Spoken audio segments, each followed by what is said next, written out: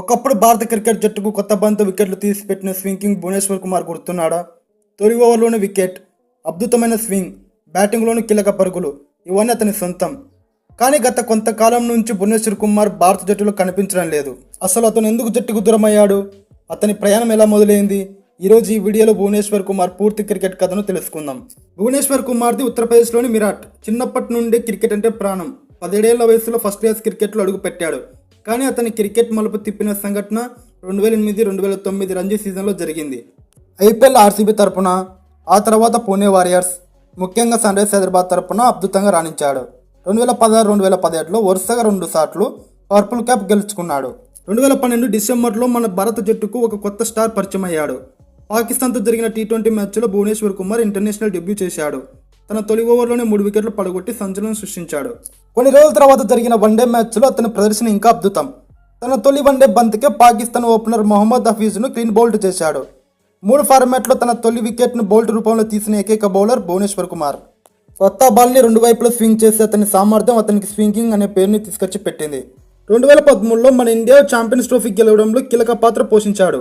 2014 England టూర్లో Lord's స్టేడియంలో 6 వికెట్లు తీసుకొని అటు బ్యాటింగ్లోనూ 3 హాఫ్ సెంచరీలు చేసి ప్లేయర్ ఆఫ్ ది సిరీస్ అవార్డును గెలుచుకున్నాడు. అప్పుడు అనిపించింది ఇండియన్ టీంకి ఒక మంచి ఆల్రౌండర్ దొరికాడని. అలా ప్రతి మ్యాచ్లోనూ తన వంతు పర్ఫార్మెన్స్ ఇచ్చేవాడు. అలా ఇస్తూ ఇండియన్ టీంకి బుమ్రాతో పాటు మెయిన్ బౌలర్గా మారిపోయాడు. భువనేశ్వర్ కుమార్ కెరియర్ సాఫీగా సాగుతున్న సమయంలో ప్రాబ్లమ్స్ మొదలయ్యాయి. అంతర్జాతీయ క్రికెట్ ఒత్తిడి, వేగం పెంచే ప్రయత్నంలో అతను తన సహజమైన స్వింగ్ సామర్థ్యాన్ని కొద్దిగా కోల్పోయాడు. దీనికి తోడు పదే ఇంజురీస్ బారిన పడ్డాడు. నడుము నొప్పి, తొడకండరాల గాయాలు, హెర్నియా వంటి సమస్యలు అతని కెరియర్ని దెబ్బతీశాయి.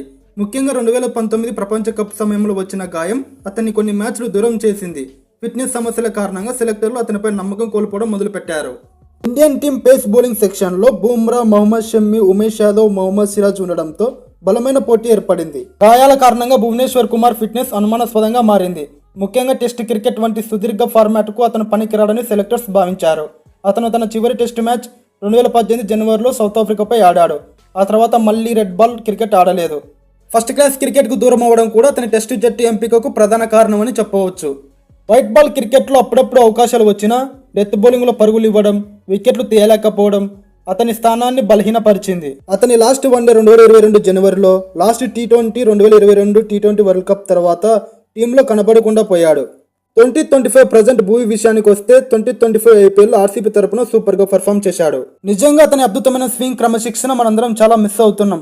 అతను మళ్ళీ ఇండియన్ టీంకి సెలెక్ట్ అవుతాడా లేదా? నంబర్ 1 స్వింగ్ బౌలర్ నుంచి పాతాళానికి పడిపోవడానికి మీకు తెలిసిన కారణాలు కింద కామెంట్ చేయండి. Thank you for watching. Have a nice day. మరిన్ని వీడియోస్ కోసం మన ఛానల్ సబ్స్క్రైబ్ చేసుకోండి.